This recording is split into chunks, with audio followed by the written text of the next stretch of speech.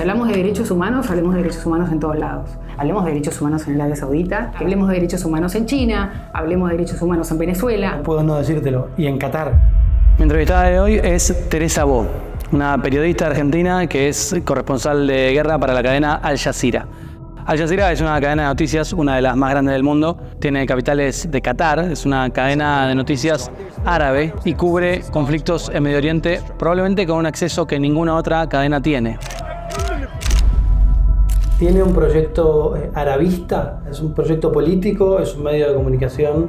Yo creo que Qatar se está tratando de posicionar como eso, como un lugar en donde el mundo árabe o el mundo musulmán y el mundo occidental se pueden sentar a hablar con alguien. Son pocos periodistas de Al Jazeera los que pueden o los que pudieron entrar a registrar lo que está pasando en Gaza o en distintos lugares de Medio Oriente. O sea, no es que nosotros mostramos solamente lo que pasa en Cisjordania. Nosotros hoy no tenemos a nadie en Israel porque el gobierno israelí no nos deja reportar ahí. Teresa trabajó mucho tiempo, trabajó en la CNN, trabajó para distintos medios de España, de Argentina, pero ya hace varios años que es la encargada para América Latina de la oficina de Al Jazeera. Discutimos sobre la guerra de Israel con Hamas en Gaza, discutimos sobre la situación en Líbano, sobre Hezbollah, sobre Irán. Y es muy interesante escucharla porque si bien es una persona que no está involucrada de manera personal, porque no es de ninguno de esos países, es de Argentina justamente, sí tiene una mirada muy comprometida con la región. Si vos me justificás a mí que es necesario matar a todos los civiles que rodean a Hamas, ¿por qué Hamas no va a pensar lo mismo? ¿Por qué Hamas no va a atacar a los civiles que vivían afuera? Yo creo que Israel tiene derecho a defenderse. La cosa que importa cómo. La gente está en la playa haciendo yoga y a una hora es Gaza. De fondo la podemos ver en uno de los reportajes que hizo justamente desde Medio Oriente, en este caso al norte de Israel, donde estuvo varias veces en el último tiempo. Muchos la conozcan probablemente o a muchos les suene su apellido porque, claro, es un apellido famoso en la industria del cine argentina, ¿no? Su abuelo era director de cine, su padre era actor de cine, su hermano también director de cine, ganó un Oscar. Sin embargo, ella probablemente es la persona con más anécdotas de la familia. Permanentemente estoy luchando por seguir explicando por qué nuestro trabajo es importante, por qué tenemos que estar ahí. Esto es Guerra en Todos Lados, un programa de Under Periodismo. Les pido por favor si se pueden suscribir al canal, darle clic a la campanita, ayudarme a que el canal crezca y pueda seguir haciendo este tipo de entrevistas, este tipo de contenidos para tratar de entender un poco mejor el mundo. Ahora sí, vamos a la entrevista con Teresa Bo.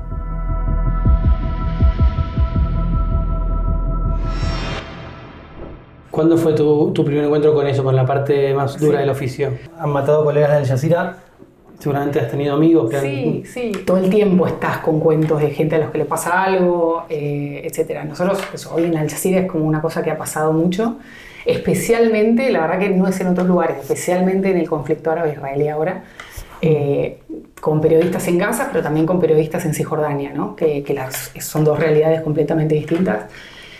Muchas veces el gobierno israelí inmediatamente sale a decir eran miembros de Hamas, que suele convertirse en una cosa como muy complicada, porque Al Jazeera, los periodistas contratados que tienen Gaza, etcétera, como no son miembros de Hamas y son gente súper seria.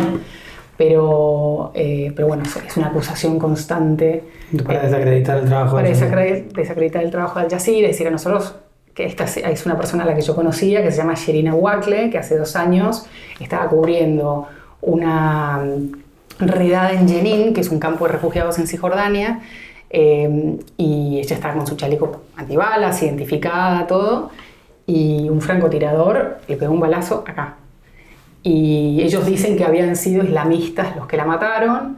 Ella era cristiana y ciudadana americana, además, y hubo una investigación del FBI y se comprobó que había sido el ejército de Israel, en donde además el video es muy fuerte porque cuando la están tratando de ayudar, el francotirador sigue tirando a los que la tratan de ayudar. O sea, entonces... Sí, fue muy resonante ese caso, de hecho, de los tipos de la guerra de Ucrania también. Fue eso como que, nada, para Al Jazeera es como que hay un mural de ella y no sé qué, porque... Nada, la verdad que fue una ejecución, ¿no? Así como hay un montón de otras cosas que decís, bueno, fue un bombardeo, pudo haber caído una bomba cerca, pese a que estaban identificados o lo que sea, esto fue... ¿Cómo te sentís con eso? Con que sea una ejecución que tiene mucho que ver con que sea de Al Jazeera, que es el medio en el que trabajas. Bueno, es parte de, ¿no? O sea, Al Jazeera es un canal árabe que se hizo muy conocido, especialmente cuando fue la primavera árabe, porque mostraban un poco esto, ¿no? El vivo, lo que está pasando, estar con la gente... Y eso molesta a muchos gobiernos. Y especialmente en Israel hoy en día, cerraron primero la oficina en Israel y después la oficina en Cisjordania. Que la oficina en Cisjordania es una oficina que tiene 4 periodistas que cubren todo lo que está pasando en los territorios palestinos.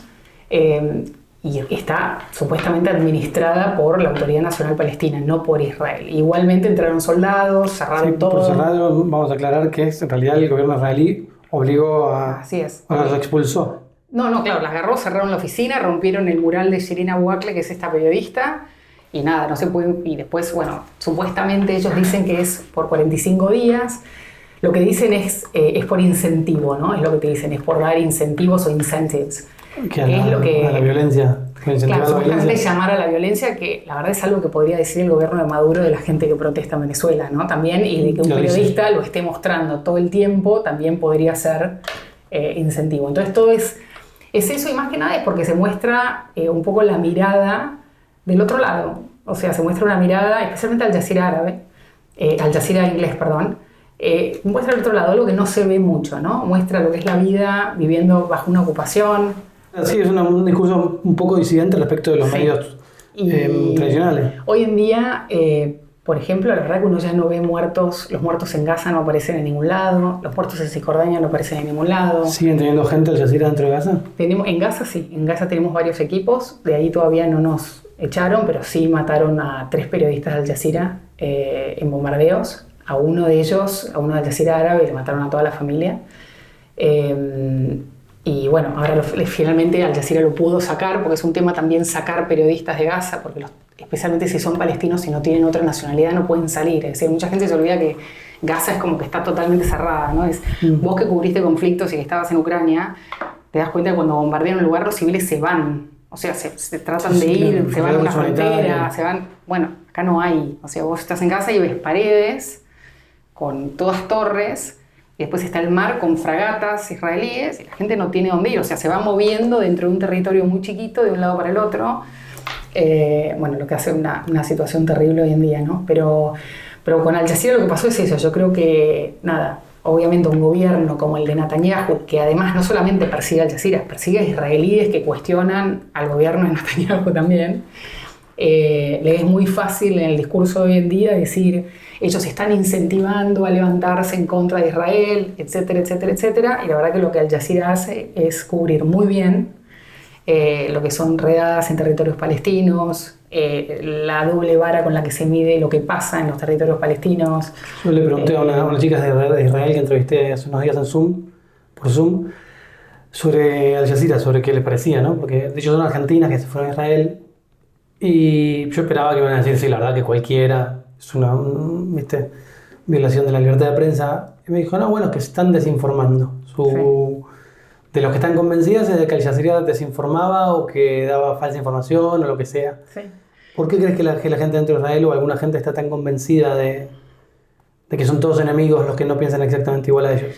Bueno, yo creo que es un poco de lo que pasa en Israel hoy en día, ¿no? Que es un poco la narrativa del gobierno de Netanyahu que tiene hoy, es que todos están en contra de Israel, que todos quieren matar a Israel, que yo creo que no es así. O sea, yo creo que hoy en día lo que hay es un gobierno de extrema derecha que desde antes del 7 de octubre no se hace cargo de que ellos tensaron la situación de tal manera en un montón de frentes, ¿no? Desde apoyando más a Hamas que a la Autoridad Nacional Palestina, que es la versión no islamista de los palestinos, que sería el interlocutor interesante para negociar, ¿no? Para que haya algún proceso de paz. No va a ser con Hamas, va a ser con la Autoridad Nacional Palestina.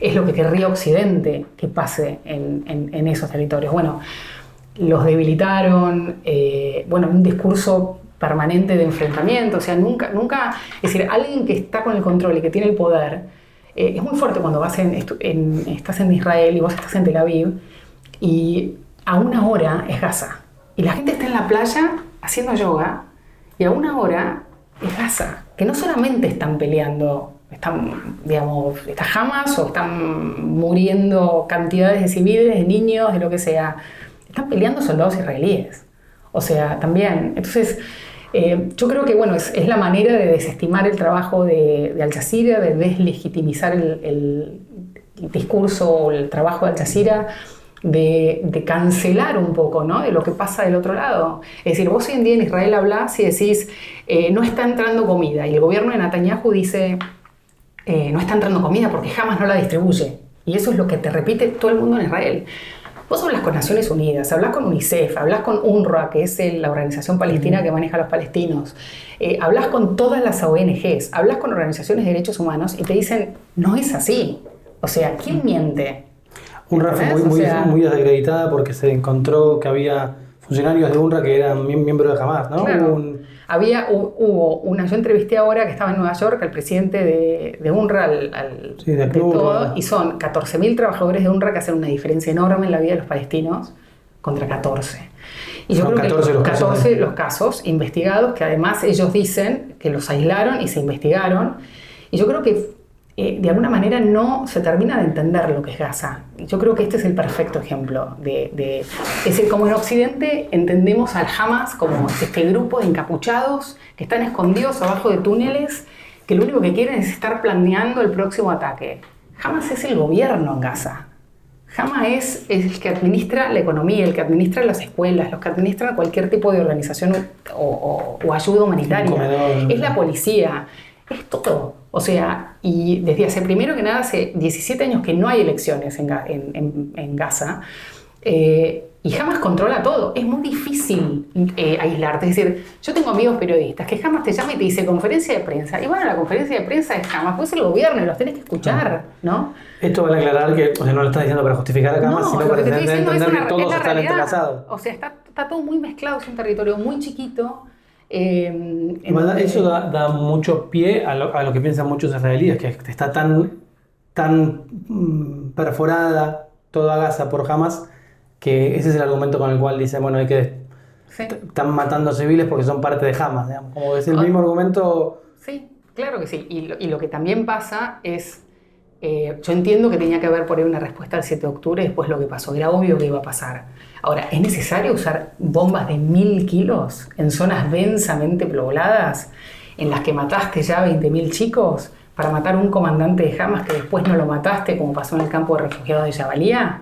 O sea, después con Vipers eliminaron una parte enorme del Hezbollah en el Líbano. ¿Por qué no hiciste lo mismo? O sea, ¿qué es lo que están buscando? Y lo que están buscando se llama la doctrina Dahie, que es una doctrina muy famosa de Israel, que la usaron en la invasión del Líbano en 1982, en la que es causar daños de infraestructura masiva, terror generalizado, aterrorizar a todos los que están en el lugar. O sea, hay una doctrina que se aplicó en el 82, que ahora se está aplicando en Gaza, que posiblemente se vaya a aplicar en el Líbano, y en donde evidentemente la comunidad internacional, o sea, con un nivel de civiles muertos altísimo, porque si vos me justificás a mí que es necesario matar a todos los civiles que rodean a Hamas, ¿por qué Hamas no va a pensar lo mismo? ¿Por qué Hamas no va a atacar a los civiles que vivían afuera de la frontera con Gaza, si todos están mezclados? O sea, a lo que voy con esto es que es un eterno idas y venidas de echarse la culpa, y en el fondo nunca prevalece el diálogo. Y lo único que puede salvar esto es el diálogo, no es más guerra. Porque la más guerra, lo que está llevando a toda la región, es a donde no sabemos a dónde va a terminar. Israel va a seguir peleando con todo lo que hay alrededor, siempre. Si hay 54 países árabes que ya dijeron que están dispuestos a un proceso de paz, que lo único que piden es un Estado palestino, y Netanyahu dice, nunca va a haber un Estado palestino. ¿Por qué nunca va a haber un Estado palestino? Hay 8 millones de personas que tienen derecho a tener un país, ¿no? O sea, ¿qué van a ser refugiados eternamente? ¿Qué van a ser eternamente ocupados? O sea, ese es el plan a largo plazo. Bueno, por ahí sí. Digo, yo no le veo un buen fin, ¿no? Lo que creo es que este tipo de cosas siempre terminan en una enorme cantidad de víctimas civiles, que al menos es lo que a mí me importa, ¿no? Porque el normalizar este asesinato constante es como... Hay un número preciso de las víctimas en Gaza, porque se habla de 40.000, inmediatamente te dicen ese es el número del Ministerio de Salud de Hamas, sí. Pero Israel no da números. ¿Tenés algún estudio de cuánto, el número más preciso que podemos pensar hoy? Lo que dice Hamas es eso, más o menos 45.000 más o menos. Lo que a mí me dicen todas las personas que yo conozco es que es mucho más alto, que es imposible encontrar los muertos abajo de los edificios destruidos. O sea, porque no es que está destruido Gaza City, está destruido todo. El norte no quedó nada. Sí, te dicen es la cifra de Hamas. Lo que yo tengo entendido, lo que yo he visto, las imágenes, yo no estuve en Gaza porque es una zona militar y no te dejan entrar, ¿no? A mí a veces me escriben y por Instagram me dicen, ¿por qué no vas a Gaza? No puedo entrar a Gaza. Si vos pedís una autorización para entrar, uno de los pedidos de la prensa internacional hoy es, déjenos entrar. Israel no deja entrar a nadie. Entonces, pero creo que nada, no tengo una cifra concreta. Lo que sí pienso, después de ver las imágenes de personas que conozco que se especializan en esto, que analizan imágenes, es que es mucho más alto que 40.000 muertos. Y de lo que está pasando ahora a nivel humanitario en cuanto a un brote de poliomielitis, falta de comida, situación sanitaria, no tengo duda de que va a ser mucho más alto. Que vos estuviste este año, creo que hace poco, en Israel, en Jerusalén. ¿Cómo sentís que viven los israelíes después del 7 de octubre? ¿Quedaron realmente con mucho miedo? ¿No? ¿Cómo es vivir en Israel después del atentado de Hamas, que fue una falla de seguridad gigantesca en Netanyahu y que obviamente deben haber quedado muy golpeados por ese sábado? No, la situación es terrible. Yo llegué a Israel el 13 de octubre, el 14 de octubre, y me fui directamente a Ashkelon y a Ashderot y a todas las ciudades alrededor, y la gente estaba aterrorizada, sin poder estar en sus casas, impactada con lo que había pasado, asustada. No hay manera de justificar lo que pasó. Fue terrible lo que pasó. Lo que pasa es que hoy en día te hablan de como que todo esto empezó ahí, y nadie te habla de lo que venía pasando, ¿no? De cómo se iba tensando la situación, de cómo en Cisjordania habían aumentado los asentamientos, de cómo iban aumentando los asentamientos, de cómo ese mismo año ya habían habido 300 palestinos muertos de las que nadie nunca habló. Asentamientos israelíes. Asentamientos israelíes en Cisjordania. O sea, y un gobierno en donde nunca dijo, a ver, ¿cómo hacemos para lograr la paz? ¿Cómo hacemos para... si está Hamas en Gaza, bueno, ¿qué hacemos para que haya una negociación? O sea, mucha gente te habla de Gaza y Cisjordania como lugares separados y te dicen Gaza no está ocupada, Cisjordania y Jerusalén del Este está ocupado. Es la misma gente. Yo conozco familias enteras que están divididas y que no se pueden ver porque no pueden cruzar a verse hace años. Entonces, hablar de dos lugares diferentes, como si fueran dos historias distintas, es lo mismo, en el fondo son los palestinos que no tienen país, que no tienen derechos. Entonces te van a decir, no, Gaza no está ocupada. Gaza sí está ocupada, hay un bloqueo. Gaza está todo rodeado por el ejército israelí. Ellos definen qué comida entra, qué plata se usa, qué plata hay, qué impuestos se pagan, quién tiene una identificación, quién no tiene identificación. O sea, y el resto también lo manejaba Hamas. Pero, no se vive normal en un país asediado. Y de repente dicen, se enojan por algo o pasa algo y hacen lo que se llama cortar el pasto. Y cortar el pasto es lo que pasa permanentemente, que son bombardeos en diferentes zonas, entonces se destruye todo. Pero a lo que voy de todo esto es, ¿por qué nunca se pensó en un diálogo de paz de todo esto? ¿Por qué no es una prioridad para el gobierno de Netanyahu? O si vos los tenés al lado, o sea, cuando vos estás en un lugar ahí, nosotros en Buenos Aires nos cuesta pensar en la matanza, ¿viste? Y decís, bueno, está de acá San Isidro de lo que te estoy hablando.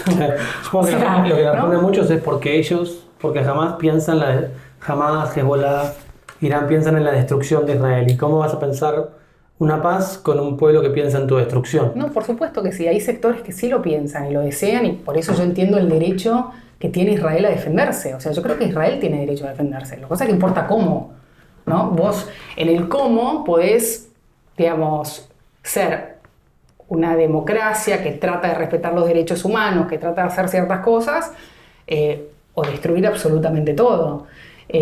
Yo creo que además, y esto es algo de lo que nunca se habla mucho, es encontrar a la persona del otro lado con la que puedes negociar. También es un trabajo de Israel, porque el que está en el poder es Israel. O sea, el resto de los territorios son zonas desesperadas. O sea, la Autoridad Nacional Palestina es corrupta. O sea, no tengas duda de que es corrupta y que tienen 17 millones de defectos. Ahora, es esa la persona que vos querrías tener enfrente para hablar, que no sea islamista, que no sea radical, que no llame a la destrucción de Israel, ese sería el partner, como sería el compañero que vos querés. Y lo único que hizo el gobierno de Netanyahu es debilitarlo y debilitarlo y debilitarlo y debilitarlo. ¿Por qué? Porque los palestinos que viven bajo ocupación nunca ven que sus vidas mejoran. O sea, nunca ves, o sea, yo estaba ahora en Israel y el ministro de Finanzas, que se llama Smotrich, definió que todos los impuestos que ellos recolectaron de los palestinos no se los va a dar al gobierno, a la Autoridad Nacional Palestina en Cisjordania. Entonces, la Autoridad Nacional Palestina en Cisjordania está lidiando con una situación de no tiene plata, no puede pagar jubilaciones, no puede pagar sueldos, no puede pagar comida, con un montón de gente joven desempleada, o sea, el 50% está desempleado, encerrados, desesperados por salir, muchos de ellos a trabajar, porque no hay vida en Cisjordania hoy en día. Entonces, yo lo que creo es, a ver, si tu situación es seguir matando gente todo el tiempo, te centras y matás y matás y matás y matás, lo único que tenés y que viene pasando desde hace... Yo estuve en Gaza la última vez, no me acuerdo en qué año, pero ya te encontrabas a chiquitos creciendo, soñando con matar a Israel. O sea, ¿por qué va a ser distinto esta vez? O sea, la solución es seguir matando. O sea, lo único que vas a hacer es huérfanos, hermanos, que nacen y se crían para querer matarte. O sea, ¿qué va a pasar todo en Gaza habitante de ahora? Gaza va a tener algún familiar asesinado por Todos Israel. tienen a alguien muerto y todos odian a Israel, no tengas duda de eso. Entonces la solución de Israel es que hacemos un genocidio y matamos a todos, porque todos nos odian. O sea, esa es la solución, porque esa es la solución. Con esa excusa se perpetraron los abusos más espantosos en muchas guerras que hubieron, ¿no? En África, en esto, lo otro. O sea, en Ruanda se referían a los tutsis como cucarachas. Entonces, como eran cucarachas, hay que aplastarlos. Bueno, en el caso de Israel, ministros dicen que son todos animales. Entonces hay que aplastarlos a todos. Bueno, ¿esa es la solución? O sea, no, para mí no. Para mí es que haya gobiernos de los dos lados que se definan que esto no puede seguir así, ¿no? Que esto no solamente no le garantiza... o va en contra de un montón de resoluciones internacionales que prohíben y que Israel sigue sin respetar hace años, por así decirlo, que las dicen Naciones Unidas, sino que tampoco le garantiza la seguridad a Israel. O sea, ¿qué seguridad va a tener Israel así? O sea, Netanyahu, que supuestamente da seguridad, o sea, a él le pasó el 7 de octubre. Sí, los bombardeos de Irán. O sea, entonces, nada, para mí es la lógica. Esto no es una visión de un lado o del otro, es decir, lo que nos lleva a esto es a más guerra, y la verdad que más guerra es la misma que venimos viendo en 1948, y nunca se resolvió, y cada vez es peor, y para Israel cada vez fue peor, porque un 7 de octubre Israel no había pasado nunca, y pasó. Entonces, ¿qué va a venir después de todo esto? Teresa, es interesante escucharte hablar, porque generalmente los periodistas importantes de las grandes cadenas están bastante limitados, ¿viste? Que no son tan libres de hablar libremente. ¿Cómo es eso en tu caso? ¿Podés tener que pedir permiso? ¿Cómo es tu vínculo con Al Jazeera? ¿Tu voz te representa a vos misma? ¿Representa a la cadena? No, bueno, yo soy periodista de la cadena y trabajo con ellos, pero la verdad que a mí, estando en el terreno, en diferentes lugares, por ahí incluso en un lugar como más sensible como es Israel, nada, a mí nunca nadie me dice lo que tengo que decir. Es decir, y por lo general yo estoy cubriendo cosas que veo. Por lo general uno es más un testigo, ¿no? O sea, yo estoy viendo esto. Yo estaba y he salido en vivo una y otra vez en Al Jazeera, en Sderot, después del 7 de octubre, contando los ataques de misiles de Hamas o los ataques de cohetes de Hamas, el sistema de defensa israelí, la gente aterrorizada escondida en refugios. O sea, y todo eso se muestra en Al Jazeera. No es que no. O sea, no es que nosotros mostramos solamente lo que pasa en Cisjordania. Si vos pones Al Jazeera inglés hoy en día, nosotros hoy no tenemos a nadie en Israel porque el gobierno israelí no nos deja reportar ahí. Tenemos una persona en Amán que tiene muchos contactos con productores en Israel, con lo que estamos contando lo que pasa dentro de Israel. Pero hasta ahora lo veníamos cubriendo siempre. Teníamos periodistas en Tel Aviv, en la frontera con Gaza, en Jerusalén, o sea... O sea que ahora están desde Jordania, digamos. Y ahora estamos desde Jordania en vivo. Si vos pones hay una periodista que está en Amán o otro periodista en Amán, porque no podemos entrar a Israel a trabajar porque nos amenazan con te vamos a detener. O sea, la verdad que es una democracia, ¿no? O sea, tiene, Al Jazeera es catarí, ¿no? Sí. Y tiene, pregunto como los fantasmas, ¿tiene un proyecto arabista? O sea, ¿es un proyecto político? ¿Es un medio de comunicación? mira, yo te cuento lo que yo conozco de Qatar porque pasé un tiempo largo ahí y conozco mucha gente ahí. Y yo creo que Qatar es un país que fue muy chiquito, que se hizo Estado en 1971. O sea, nunca hay que olvidarse de eso, ¿no? Qatar nació, se independiza en 1971. Y encontraron muchos recursos, encontraron gas, de que es de lo que dependen. Es un país con una población catarí muy chiquita, o sea, cataríes no son un poco más de 300.000 personas. Después hay un montón de trabajadores que vienen de otros lugares. Y su manera de protegerse también, porque siempre tuvo como un vecino que era Arabia Saudita, que es como el más fuerte, con intenciones de invadirlo. Entonces su manera de hacerse relevante en el mundo también fue buscando, qué sé yo, comprando equipos de fútbol, comprando líneas aéreas, haciendo líneas aéreas excelentes como es, qué sé yo, en el Mundial, o sea, un montón de cosas para ir buscando su posición en el mundo. Hoy en día lo que Qatar está haciendo, que a mí me resulta interesante, es que después de ver cómo han fracasado un montón de intentos de diálogo hechos por Estados Unidos, Ucrania, Medio Oriente, incluso Venezuela, Qatar buscó un lugar como negociador y se volvió un lugar en donde los que serían los malos para Occidente pueden hablar, y los de Occidente, especialmente Estados Unidos y Israel también, se pueden sentar a hablar también. Por eso los rehenes se negocian a través de... Por eso los rehenes se negociaron a través de Qatar. La liberación de muchos chicos ucranianos que los habían llevado a Rusia la hizo Qatar. Las últimas elecciones en Venezuela también estuvo Qatar involucrado en las negociaciones de diálogo. Es un país en el que la base militar de Estados Unidos más grande de todo Medio Oriente está en Qatar. O sea, se llama la base Al Udeid, que es enorme, es un airfield, un aeropuerto. Sí. Y con miles de soldados.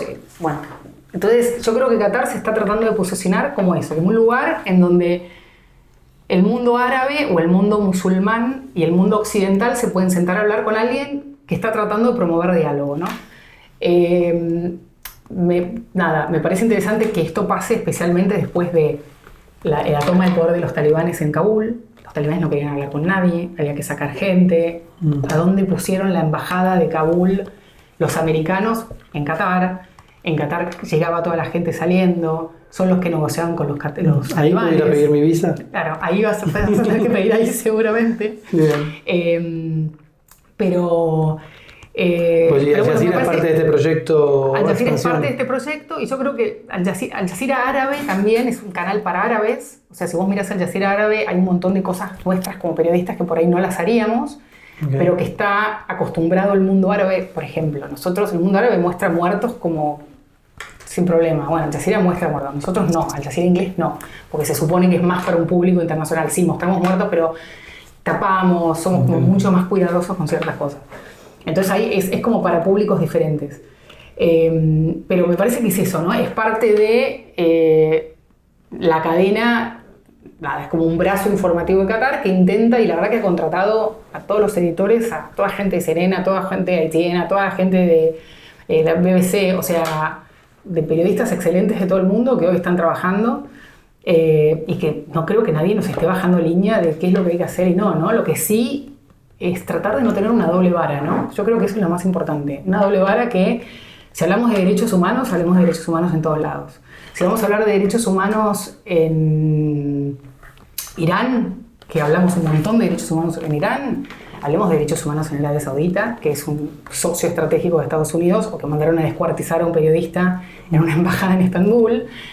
Hablemos de derechos humanos en China, hablemos de derechos humanos en Venezuela, los derechos humanos son en todas partes, ¿no? No puedo no decírtelo. Y en Qatar. En Qatar lo que pasa es que el tema de derechos humanos en Qatar, que además nosotros lo hemos cubierto mucho, que es el tema de los trabajadores cuando se construían los estadios, y que no lo voy a defender. O sea, Qatar es un país como cualquier otro con un montón de desafíos y de cosas que resolver. Y yo creo que lo que fueron logrando a través del Mundial, que creo que fue lo positivo, es que se modifiquen ciertas cartas de trabajo, que se modifiquen, digamos, cómo se contrataba a la gente, quiénes pueden contratar gente.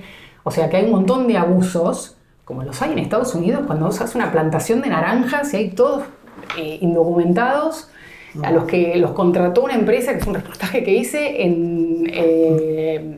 en Honduras le amenazan a la familia en Honduras. O sea, digo, es un país con 70 millones de errores y problemas y desafíos, y el tema de las mujeres y el tema, o sea, pero bueno, también son países nuevos, ¿no? Con cosas que tendrán que ir modificando. Yo siempre digo también esta cosa de mirar del mundo occidental, de que es fácil mirar a Medio Oriente y decir, no, porque las mujeres, pero por supuesto que porque las mujeres. Eso es lo que ¿no? dicen muchos israelíes con cierto punto, que es los pro-palestinos que van a la marcha pro-palestina y son parte de la comunidad LGBT, Sí. que vayan a levantar una bandera LGBT en Gaza, no sé, o en Qatar. Pero ¿cómo Gaza se va a concentrar en tener una bandera No, ya lo LGTB sé. si no tiene país? Si no tiene Estado, Claro, bueno. si no tiene ministerios, si no tiene... Digo, o sea, es cierto. primero tenés que tener un país y después le podés exigir todo lo demás. Pero hoy en día la prioridad de los palestinos es tener un Estado. O sea, digo, y después, bueno, tendrán que resolver su problema como todos nosotros lo hemos resuelto. O sea, y nos hemos dado cuenta, creo que nosotros los argentinos, que no es fácil resolver nada. O sea, en Argentina pasó la ley del aborto y vas a Tucumán y una chica no puede abortar hasta el día de hoy y tiene 12 años y la quieren obligar a parir. O sea, digo, las fuerzas conservadoras están en todos lados. Y los cambios en Medio Oriente son un desafío enorme, porque al que trata de hacerlos, lo voltean. ¿Entendés? Porque las fuerzas conservadoras no son de un gobernante, son de la sociedad. Y si no, mirá lo que pasó en Irán, que cuando el Shah de Persia, en ese momento, que era el Shah en Irán, prohíbe el uso del velo y dice a las mujeres, ninguna tiene que usar velo, que para nosotros los occidentales es maravilloso, por ahí, digo, sí, Khomeini, la revolución islámica con todos los sectores conservadores, y hoy tenés un régimen o sea, entonces todos los gobiernos tienen que ser muy cuidadosos con las cosas que van haciendo, con las cosas que van pasando. Los sectores conservadores todavía en Medio Oriente, que no es una cuestión de leyes, es una cuestión cultural. O sea, es muy difícil de cambiar. Yo vi que vos hiciste algo sobre el tema de la circuncisión femenina. Es muy difícil de cambiar. Por más de que venga un imam de una mezquita en Sudán, en Etiopía, y te dice esto está prohibido, los tipos lo siguen haciendo escondidas. ¿Entendés? O sea, y cuando vas a Afganistán te pasa exactamente lo mismo. Le siguen tirando ácido a una chica que va al colegio. Por más de que fueron los americanos con la OTAN y les dijeron no se puede, las mujeres tienen derecho a estudiar, las mujeres tienen derecho. Y fuera de Kabul seguía lo mismo. Y las mujeres le seguían tirando ácido, a las mujeres les seguía costando estudiar, las mujeres no pueden ir a las universidades, a las mujeres las casan a los 12 años. O sea, y son cambios que se van heredando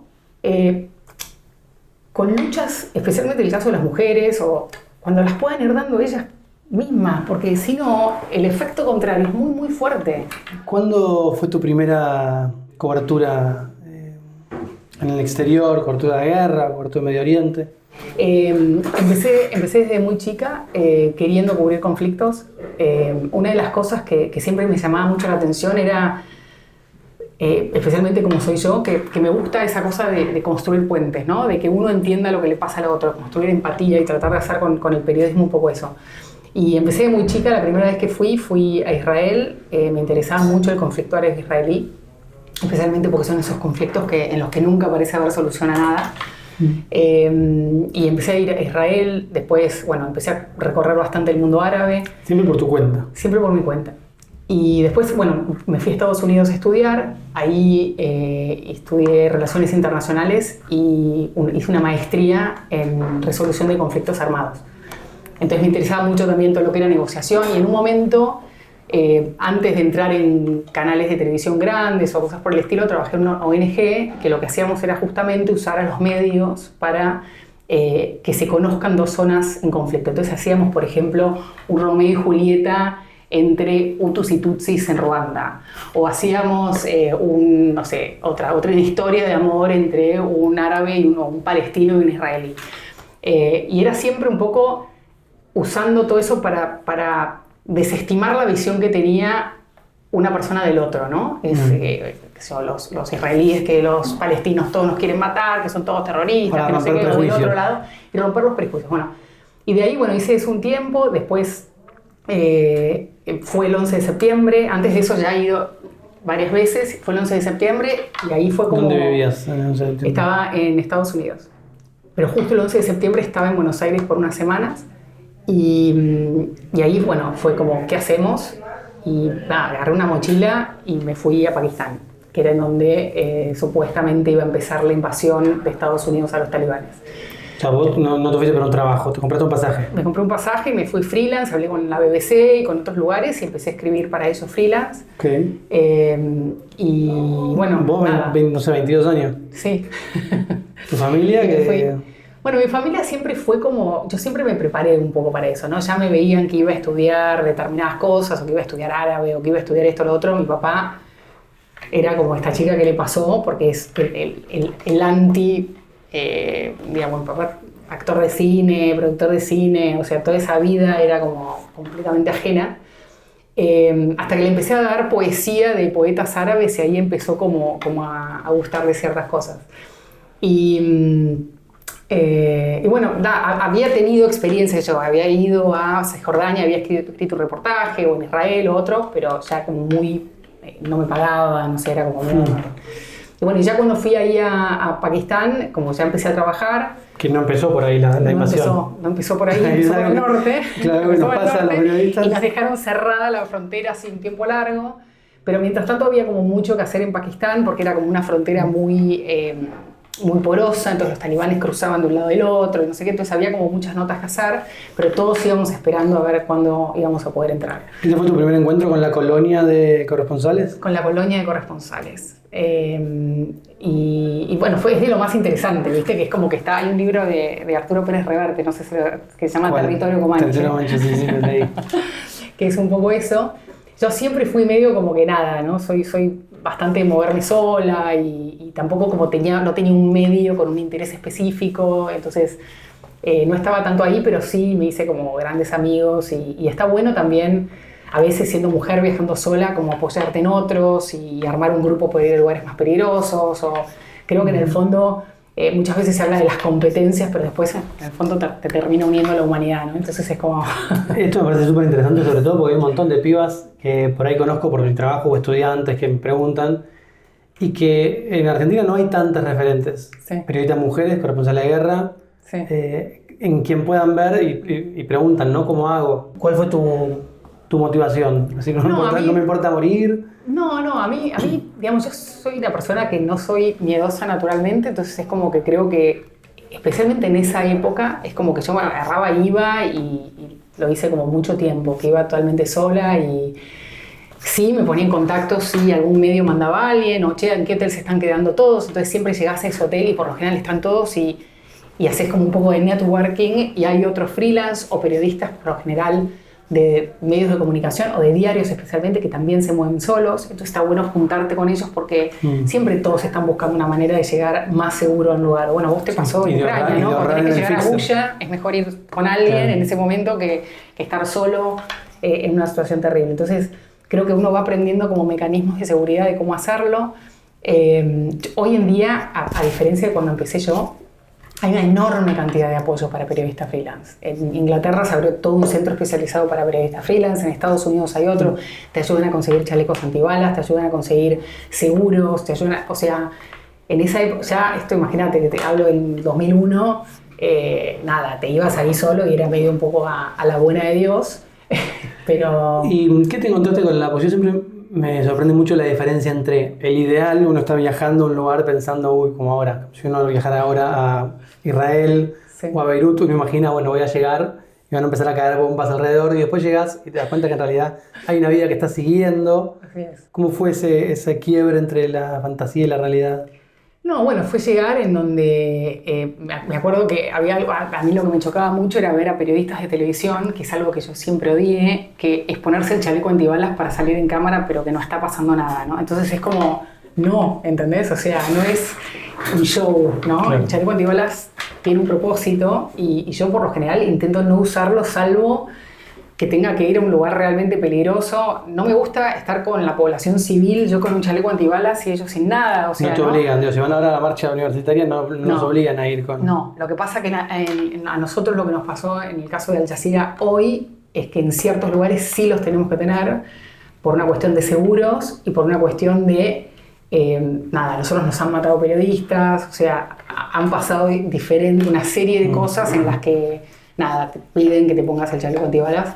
Yo me sigo revelando, pero y la verdad que es lo más recomendable. Si hay una posibilidad de que pase algo, y la verdad que si estás protegido, las posibilidades de que te pase algo son mucho menores, ¿no? Ser madre de dos criaturas. Tengo 2 hijos.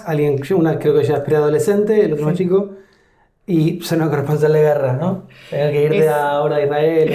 Cada vez es más difícil. O sea, me pasó que cuando eran chiquitos, es más, yo era, te lo comentaba antes, yo era de las que decían, no voy a tener hijos, no sé qué era. Y en un momento me tocó cubrir el terremoto de Haití, que fue una de las peores cosas que vi en mi vida, porque pensaba 250.000 muertos en un día. O sea, y eran fosas comunes por todos lados. Y no sé, cuando salí de ahí son esas cosas que necesité conectarme con la vida, ¿no? Digo, tengo que conectarme con algo sano porque mi cabeza estaba como todo mal. Y bueno, tuve a Tea, que hoy tiene 13 años, y bueno, me la llevé conmigo los primeros 3 años. Entonces venía conmigo a todos lados. Igualmente, la corresponsal de guerra más joven de la historia. Igual ahí no iba tanto a guerras, no me la llevaba, pero íbamos a Cuba, Venezuela, Colombia. Me acuerdo que yo estaba en Colombia, me había matado al jefe de las FARC y estábamos en el Valle del Cauca. Yo estaba con la bebita amamantando, me sacaba así, mandaba maderas para una señora que estaba ahí.